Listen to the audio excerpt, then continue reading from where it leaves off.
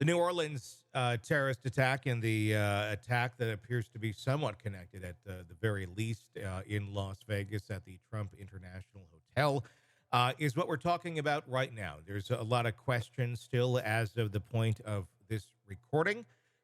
So take it for that. We're going to talk about things that we know at this level right now. Bob Motta, defense attorney, joining me to discuss. I guess my first question, Bob, as a defense attorney, excuse me, both of these, the suspects, the ones who did this or physically executed it, are dead. Obviously, they are still looking for other connections, other people who may have been involved in this. Where are we looking at this legally? I mean, where does this go from here when you have the two main people that were there deceased? From the criminal side of it, short of them finding some kind of conspiracy or co-conspirators, there's nothing. Like you obviously can't charge dead people. Yeah. If they're able to, through their investigation, determine that other people were involved, that there were multiple actors, then obviously that changes things in terms of them being able to charge somebody and convict somebody of the crimes, or at least try to convict somebody of the crime. So, that's always one of these things in these cases where either like in school shootings where, the shooter is killed by law Hmm. enforcement or they take their own lives. You're not getting that justice Hmm. that we like to talk about because there's no one to serve justice upon. Yeah. You can't serve justice upon somebody who's deceased. You can't bring a criminal case for the principle of the thing.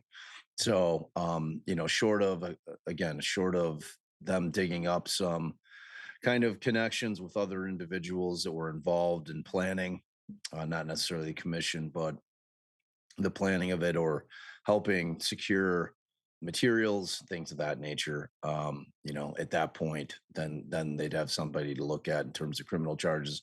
On the civil side of it, however, but you could sue, right? You can sue for damages if you're the victim's families, but the first thing they teach you in law school when you take torts class, which is kind of the personal injury realm, Hmm. um, you don't sue anybody that doesn't have any money.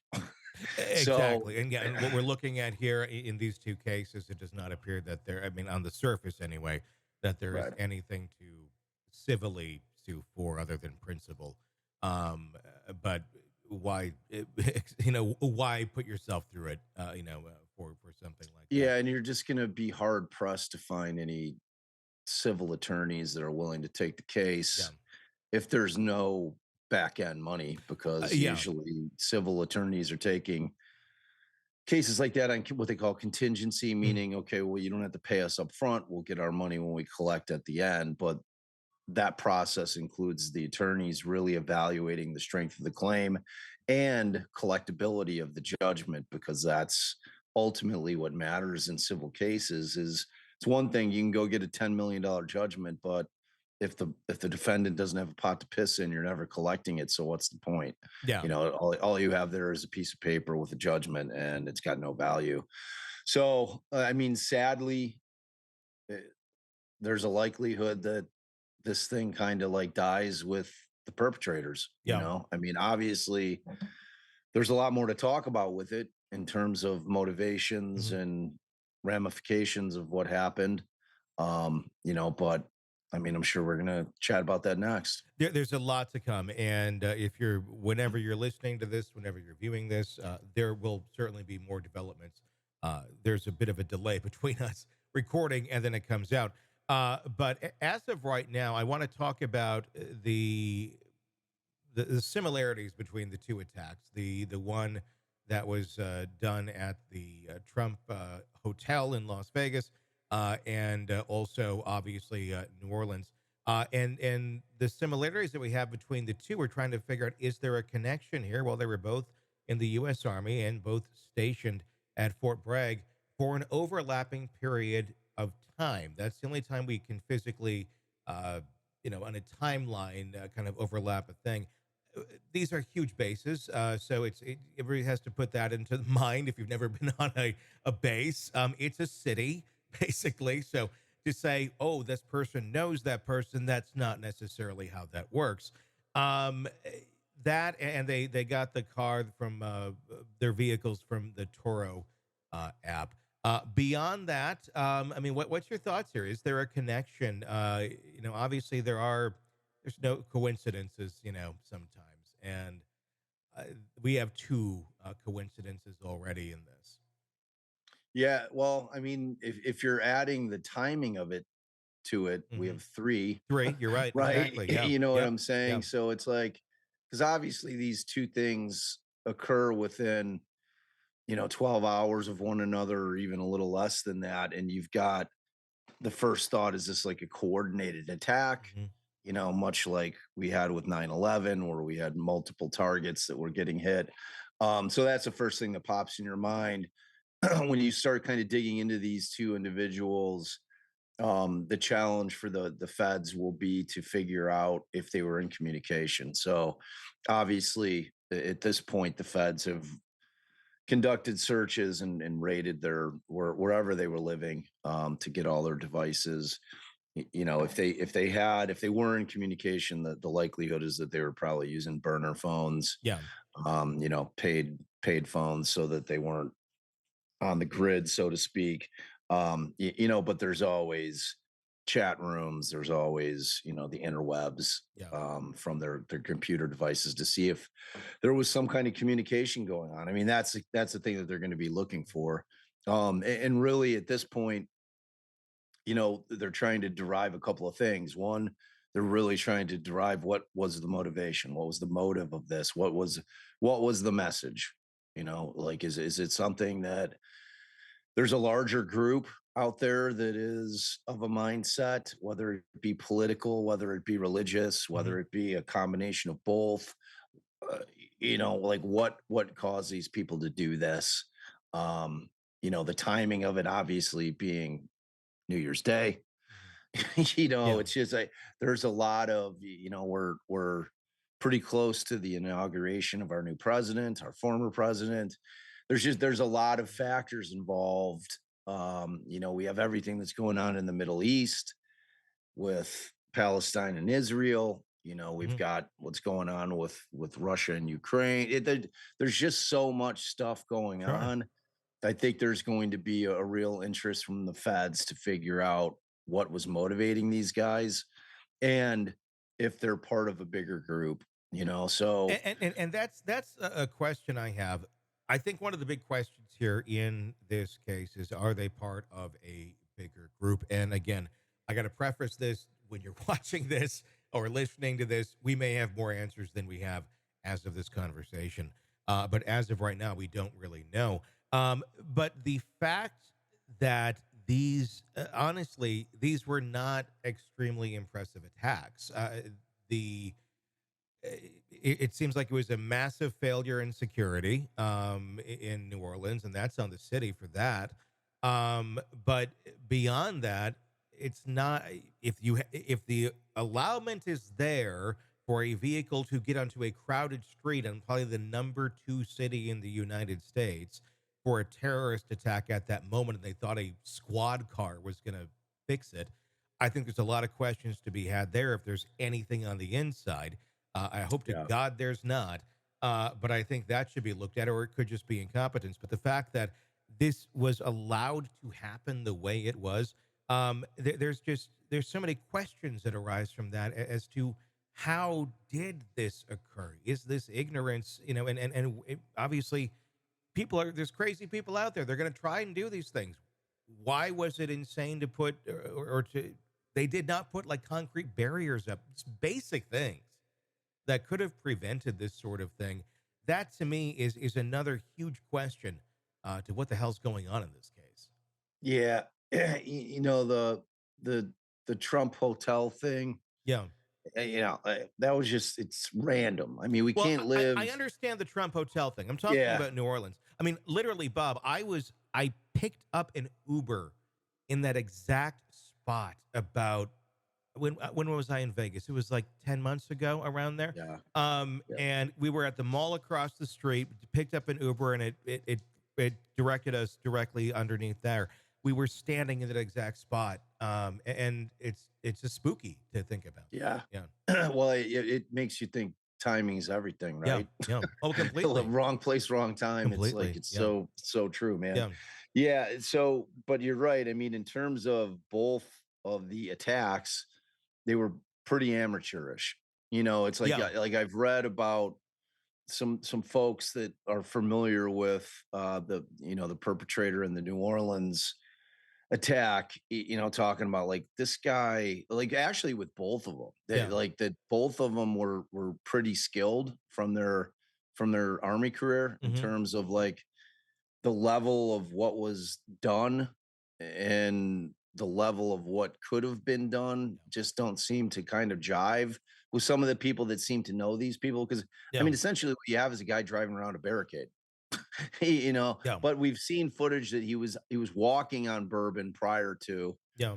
It looked like he left like a cooler filled with maybe explosives. Yeah. So he had done some pre-planning. And but your larger point, which is a really interesting question, because like shy of New York, in like Times Square, I can't think of an area anywhere in this country that consistently has more people on the streets walking around than Yeah. than those two locations. And I mean, I guess the question becomes, do we let the terrorists win? Do we move into this phase of where we've got to lock every single thing that we're doing down? But I don't think we do. One of my biggest questions on this whole thing is who was in charge of this security and how old are they? And I'm very curious about that because if they were not in a mindset to comprehend and understand 9/11 and the immediate aftermath of 9/11 and how security was run. I mean, we went into fairly strict lockdowns on things, but it did ease up, but it eased up to a level that seemed to be secure. I think, and I think there's many generations now that never even saw that or understand it, and you can't comprehend it if you didn't live it. It's the same way Right. our generation doesn't understand Pearl Harbor the way that someone who went through it. But it's one of those things where I think if you missed that part of history, which is now 25 years ago, a quarter of a century ago, you may not quite grasp the gravity of what people who have some hell bent idea on destroying people, what they'll go to. And this didn't seem like it was that much of rocket science to put an extra barrier up so a vehicle could not fit through an open road there. That to me just seems very questionable. And New Orleans clearly has a history of incompetence in terms of their city and how they handle it. Is this just a story of incompetence here? Or at the worst cases, I think there needs to be some looking inside. Is there something here that was somewhat coordinated as to reasons why this vehicle was allowed to get through? Yeah. Well, uh, the first thing is New Orleans. They have, since Katrina, has never recovered Hmm. in terms of their police force. Yeah, Like they are understaffed, they're underfunded. They have a really hard time keeping people employed with that police department. I mean, that's facts. sure. Which is ironic because out of any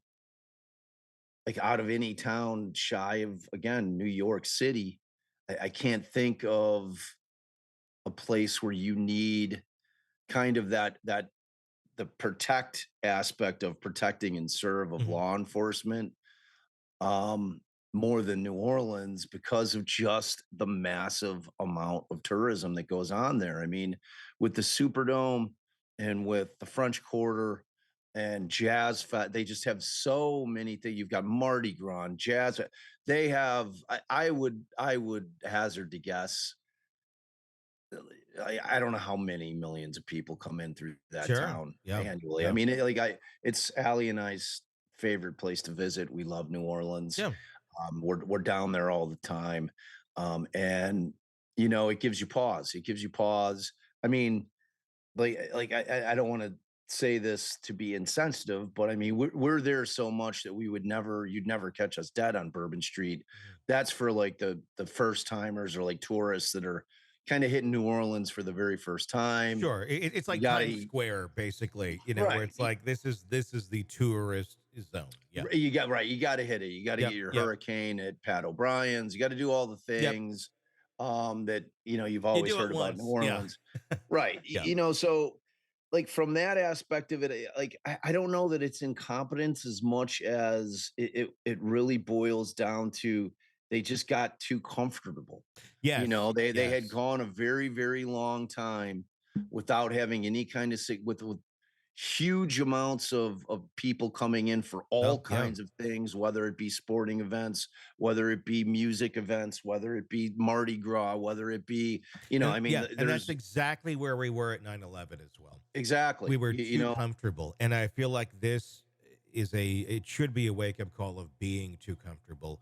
Again, going back to those of us who've seen that in the last 25 years, I think we have gotten too comfortable. I mean, it was too heavy, then it was kind of okay, and now it's like, are we even paying attention right. anymore? We've slipped back into complacency a little Completely. bit. And, Yeah. and it's like we see it everywhere, though. Yeah, You know completely. what I Yeah. mean? This is not a distinctly American problem. I No, mean, we're it's seeing these generational. attacks. This is how this works. Yeah. Exactly. So like the question for, I mean, with that 9/11 conversation is interesting because with that, we're talking about essentially hijackers that were able to make their Mhm. ways onto planes, with weapons as crude as they were enough to get the job done, Yeah. to get those planes under control. Like that is an easier solution to me because you have an ability in airports to be able to say, all right, this is what we're going to do from Yeah. now on. Like, I mean, in terms of passenger lists, we've always had that in Mhm. terms of knowing who was flying. Yeah. But in terms of people being able to walk in willy nilly to an airport, like you said, my kids Yeah. know nothing but that. Yeah. Like you and Yep. I lived a very different life prior to 9/11. Yep. There was no security in the airport, Yeah, man. I used you to go know, hang out there in high school and right, watch the planes and, like, get the Burger King at the thing and just hang out, and, right, like, nobody cared. It was a right. totally different world at that point in time. So right, Yeah. so for that, it was kind of an easier solution. Out of that was born TSA, and they're like, "All right, we're gonna everybody that walks through the doors of this airport and it has the intention of boarding a plane, we're gonna check their bags and we're gonna check their person to make Mhm. sure they're not bringing anything on board." Easy, because you have people contained in an area. Same kind of with sporting events. Mhm. That was one of the things. Same things. You're not going to go into a sporting event that doesn't have metal detectors, Yeah. that you're not getting a body scan, that you're walking in and they're doing face recognition these days. All those things are implemented. The question becomes for a situation like parades or just places that are populated on a daily basis. There's never going to be a day Yeah. once things get back to normal in New Orleans that there aren't tons of people walking around on Bourbon Street Yeah. and in the French Quarter. So what do you do? Do you gate it off now, and do you force people to pay an admission to get into the French Quarter in order I don't to, think you need that. I think they just because need to like put they're basic like, barriers up they didn't have. but if there's a will, there's a way. There You is, know what I'm but saying? You that can would have put up stopped three it. concrete Yeah. barriers, Yeah. and if this dude wanted to get through, he was getting through. Yeah, but Or he's not yeah. coming in off of Canal Street. Y You'd have yeah. to barrier the entire, that's what I'm Well, I saying. mean, We'd but have a to lot of places blockade. do that. Nashville does that. You go to, uh, where else am I thinking? Going now, there, Yeah, but Nashville's still those same shitty metal barriers that like you could just plow through if you're in a F-250. yeah, Like I'm not seeing the concrete. You know what Beale I'm saying? Street It's like also another area that also does have it blocked off. I mean, it's just not. We're talking about concreters. There's some really basic things that really would be a simple solution to just they always do have yeah, Bourbon blocked off. but they Like clearly did I've not been that there. night. I've Yeah. been to New Orleans I know, but 50 the fact that times. somebody thought that night it was okay to just block it with a police car, that's the scary thing. I And that mean, to me, a police car's probably a little more sturdy than a blockade. but You it's know what I one and you mean? have more I don't space. know. I know. I hear what you're saying. I just don't know what the fix is, man. I I know. don't know. I just think competence is the fix. Competence is going, this is a major event. There is no question these barriers need to be up by this time. We cannot have a temporary fix that night. This is a major night. And if we have to go get something in here to put up concrete barriers, then go and do that. I mean, I mean, it's not rocket science. It's just a man, simple. every night is a major night on I Bourbon know, Street. but I'm that is telling a you. major, major attention item. That's why it was done that night. I Then don't know have if it it up all the was time. I don't like I haven't seen like pictures that showed me that there were any more people on Bourbon than there Well, are on an sure, average day. but then just have it up. Period. There should never ever any night of the year ever That's what I'm be saying. a Do we way. make it gated now? Exactly. Like, Period. do we do You it? can Do get in we and you can get out easily, but you have to kind of control a crowd because that's it's unfortunately where we're at. One more thing on this, and I know we've been talking about this now No, for I think we could talk about this forever. yeah, So wait, but before you yeah. jump on to the next No, thing, I got one more thing on this too, but you go ahead. all right, so I want to ask you if we have this situation where we've got to try to figure out preventative measures, right? Hmm. That's what you're talking about. You're talking about having preventative measures in place at all times Yeah, because like we're always going to get complacent. Like if sure. there's no attack for a Yep. decade, we're going to be like, "Oh, yeah, And then we're we fine." forget about why we have those measures in place because they're Exactly. not So convenient. like I think the bigger question, this might be leading into what you're going to ask. How much of it is really going to boil down to government intrusion into our shit, meaning Patriot Act type Yeah. of invasion into our communications with one another to where everything we're doing and saying, which it already is, it's all on That's the already grid. there. That's the thing. Like all those things already exist, whether they. Because, like, Yeah. did you read? I thought I read something that they were aware of this guy ahead of time. Now, I don't know if somebody misspoke. I thought I heard something in one of the pressers right after it that they were aware that this dude was a threat. No, My knowledge, to my knowledge, I did not hear that. It's no way to say that that's not out there. Then I just didn't see it. Um, but this is, I mean, the most shocking thing to me on this is, did you see his real estate video where he's talking about? That's one of the crazy things about this to me. You know, you think of the 9/11 hijackers; they came from Saudi Arabia. They were radicalized over there. this This guy's guy was born a in realist. Texas. He was born in Texas. He was in the army. He served his country for a huge chunk of his life. And then somehow was radicalized to go and do this. I mean, that's the shocking thing. But I think honestly, in the case of this guy, I'm almost thinking more mental break here than true radicalization. As we think of terrorists, I guess as a whole or in general, this guy just does not seem to fit the profile of any of this, other than a severe mental break. But that may just be it. I mean, and that's my other point here is the lack of expertise in any of this stuff. Yeah, he flew an ISIS flag. Does that mean he's part of ISIS? No, it does not. It means he may sympathize with them, but that was my first question: is this truly an ISIS attack, or is this some nut job that somehow found semblance or some sort of community with ISIS? And as of now, I think that's maybe probably what we're looking at, probably encouraged wherever he was communicating with people. But this is just such a weird guy. And I'm wondering if the other guy is connected too. And just kind of, the community that we have now where things are unquestioned. You can go find, whenever he's having a mental break, let's go find community and make it a thing. I think that enables this sort of shit in different parts of the country.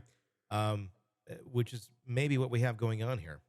Yeah, no, I think there's no question about it. Because you get like a real Timothy McVeigh like vibe from both of these dudes Yeah. in the sense that they were both military guys, both Americans, domestic terrorism, Hmm. and you're trying to figure out why always. Yeah. And I happen to think that you hit the nail right on the head. I think without question, both of these guys were suffering from mental illness. I mean, you have to like try to sit for 1 second, and it is so hard. And I'll tell you this, Tony, as a criminal defense attorney, to convince people that mental illness is actually a thing, Yeah.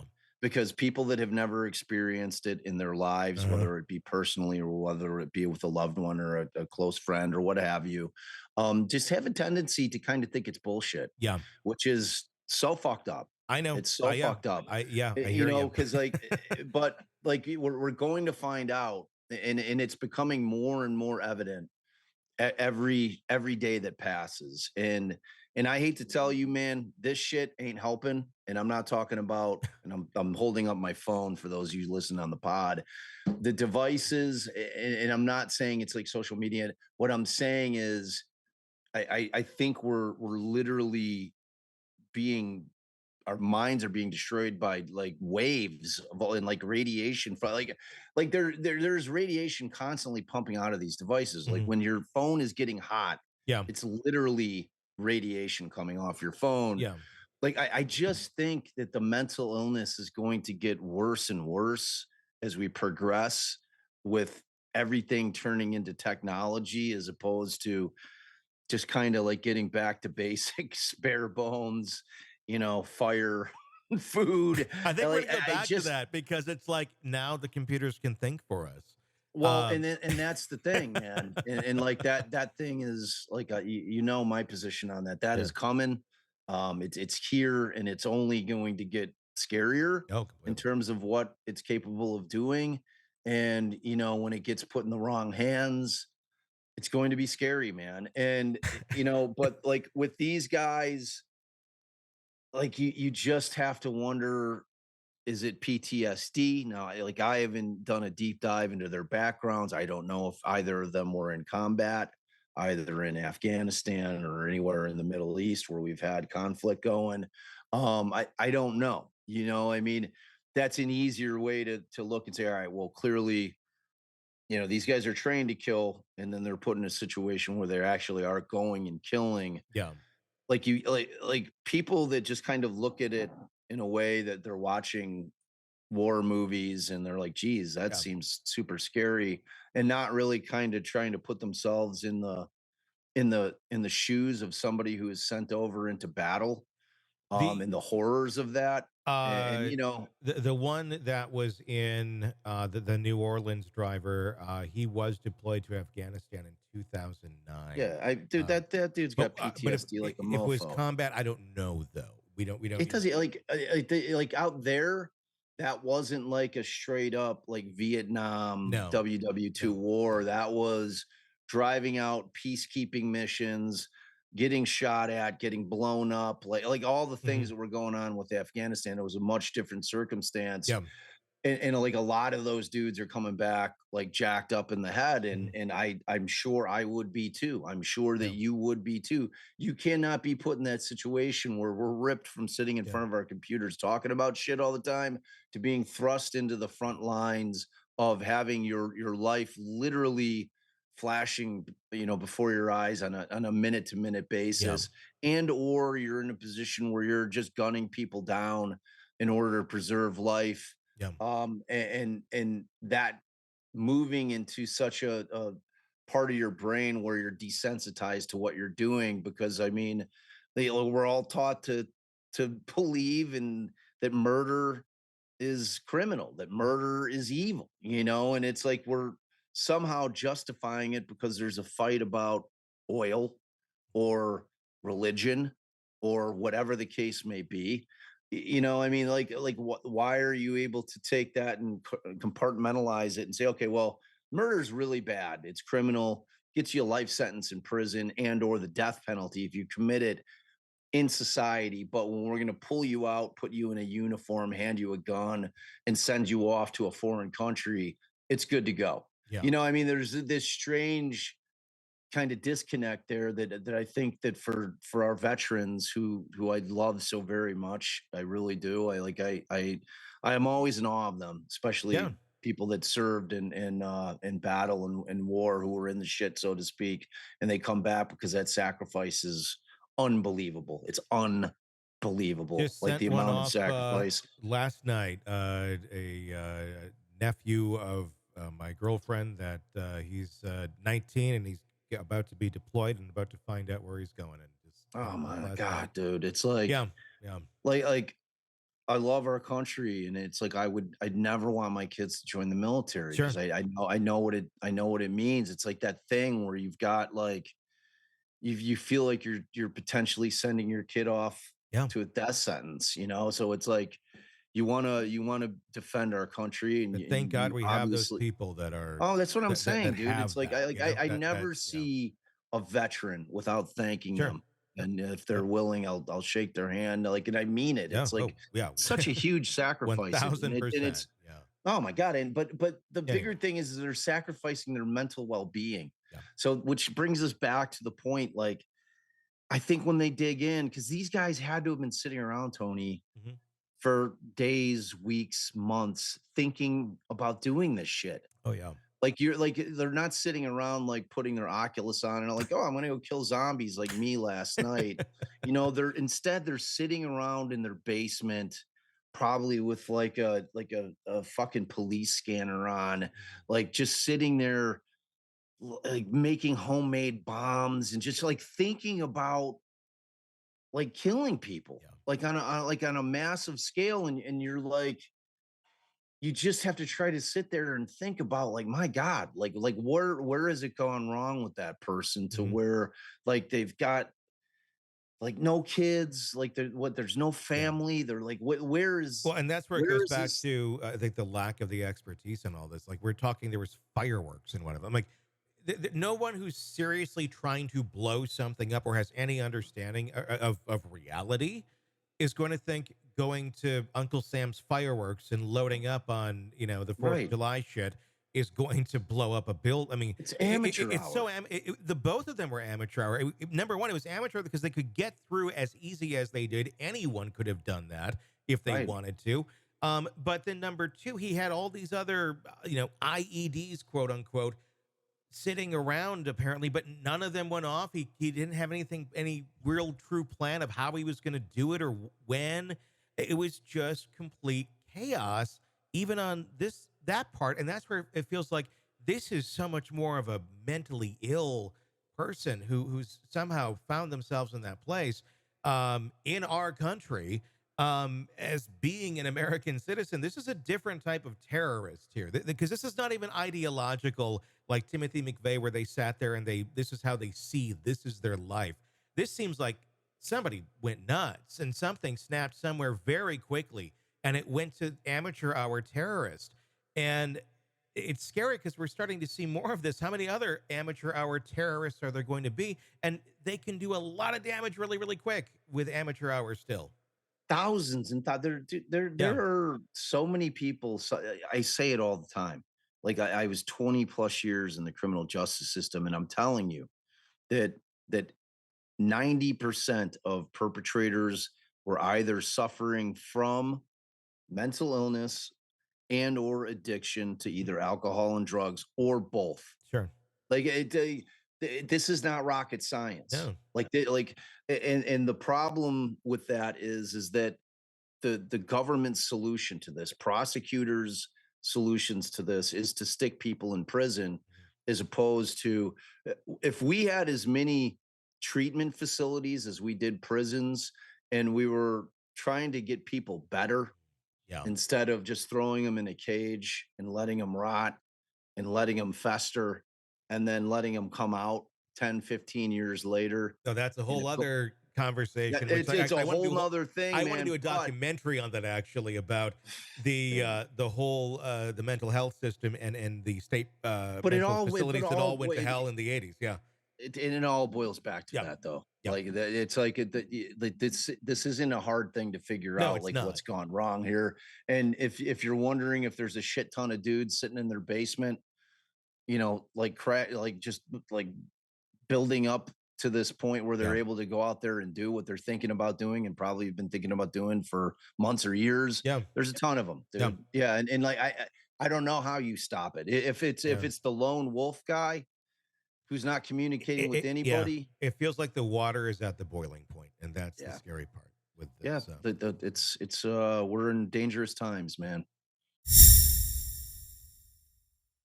Hey, thanks for checking out the video. Be sure to follow us wherever you download podcasts, and especially Apple Podcasts, where you can get advanced episode and premium content on our premium channel right there. Also, be sure to follow us on social media so you don't miss any breaking updates on the stories that matter to you most. We're on TikTok, X, Instagram, Facebook. Just search Hidden Killers Podcast with Tony Bruschi, and you'll find us right there. Again, thanks for watching.